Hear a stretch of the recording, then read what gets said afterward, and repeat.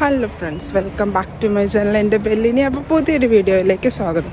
അപ്പോൾ നമ്മൾ ഡ്യൂട്ടിക്ക് പോകാനായിട്ട് നടന്നുകൊണ്ടിരിക്കുക. സൺഡേ ഷിഫ്റ്റാണ്. അപ്പോൾ നോർമൽ ഷിഫ്റ്റ് അല്ല കേട്ടോ, ഒരു ഫ്ലെക്സി അവേഴ്സ് എന്നൊക്കെ വേണമെങ്കിൽ പറയാം. 9 to 7 ആണ് നമ്മുടെ ഷിഫ്റ്റ്.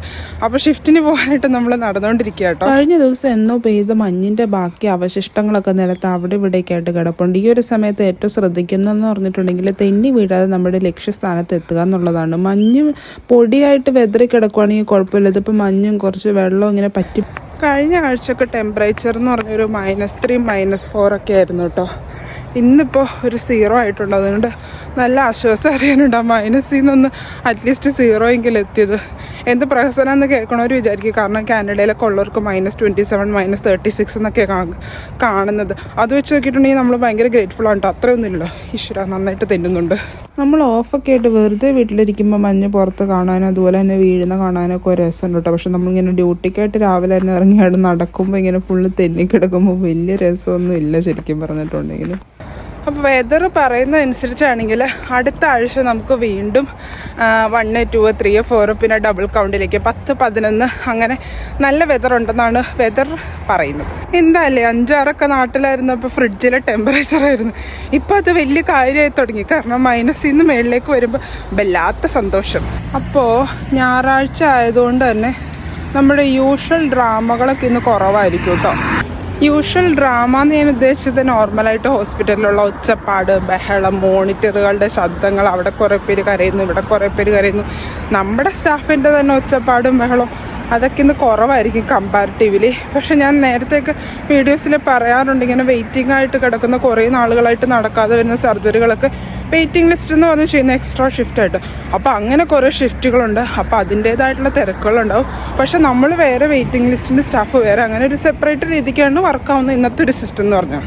ചിലപ്പോൾ ഞാൻ ആലോചിക്കും കേട്ടോ, എന്തൊരു റിപ്പറ്റീഷൻ. എല്ലാ ദിവസവും രാവിലെ എണീക്കുന്നു, ജോലിക്ക് പോകുന്നു, തിരിച്ചു വരുന്നു, ഫുഡ് കഴിക്കുന്നു, കിടന്നുറങ്ങുന്നു. പിന്നെ ഞാൻ ഓർക്കും, the life we are living now is a dream of someone else. So അങ്ങോട്ട് പണിക്ക് പോവുക. ഒരു 5 മിനിറ്റ് വൈകിയോന്ന് ചോദിച്ചാൽ വൈകിട്ടൊക്കെ ഉണ്ട്. My God, my beautiful double chin is more visible now. അങ്ങനെ നമ്മൾ പണിസ്ഥലത്തെത്തി. നല്ലൊരു ദിവസം, എനിക്ക് തന്നെ ആശ്വസിച്ച് പവർ എന്ന് പറഞ്ഞാണ് ഞാൻ പോകുന്നത്. സൺഡേ ആയതുകൊണ്ട് തന്നെ ഇന്ന് കുറച്ച് തിരക്ക് കുറവായിരിക്കുമല്ലോ. അപ്പം അങ്ങനെയുള്ള ദിവസങ്ങളിൽ വരുമ്പോൾ എൻ്റെ ഒരു പരിപാടി എന്ന് പറഞ്ഞിട്ടുണ്ടെങ്കിൽ കൂടുതൽ ചായയും കാപ്പിയൊക്കെ കുടിക്കും. വെറുതെ ഇരിക്കുമ്പോൾ കാപ്പിയും ചായയും കുടിക്കാനുള്ള ടെൻഡൻസി കൂടുതലാണല്ലോ. പക്ഷേ ഇന്നെന്ന് പറഞ്ഞ ഒരു പ്രത്യേകത ഉണ്ടെന്ന്, എൻ്റെ കൂടെ ഒരു സ്റ്റുഡൻറ്റും കൂടെ ഉണ്ട്. അതുകൊണ്ട് വീഡിയോസൊന്നും എനിക്ക് അല്ലെങ്കിലും എടുക്കാൻ പറ്റില്ല. നമുക്ക് ട്രസ്റ്റിൻ്റെ അകത്ത് വീഡിയോസ് എടുക്കാനായിട്ടുള്ള പെർമിഷൻ ഇല്ല. പ്രത്യേകിച്ച് രോഗികളെയും അവരുടെ ചുറ്റുപാടുകളും കാണിക്കുന്ന ഒരു വീഡിയോസ് നമുക്ക് എടുക്കാൻ പാടില്ല. അപ്പോൾ ഇന്ന് സ്റ്റുഡൻറ്റും കൂടെ ഉള്ളത് കൊണ്ട് നമുക്ക് അധികമൊന്നും വീഡിയോസ് ഒട്ടും തന്നെ എടുക്കാനായിട്ട് പറ്റില്ല. ചുറ്റും ഒരു കുഞ്ഞിനെ പോലും കാണാത്ത ഈ സ്ഥലം ഞങ്ങളുടെ കോഫി റൂമാണോ. സാധാരണ ദിവസങ്ങളിൽ, അതായത് വീക്ക് ഡേയ്സിൽ നിറഞ്ഞിരിക്കുന്ന സ്ഥലമാണിത്.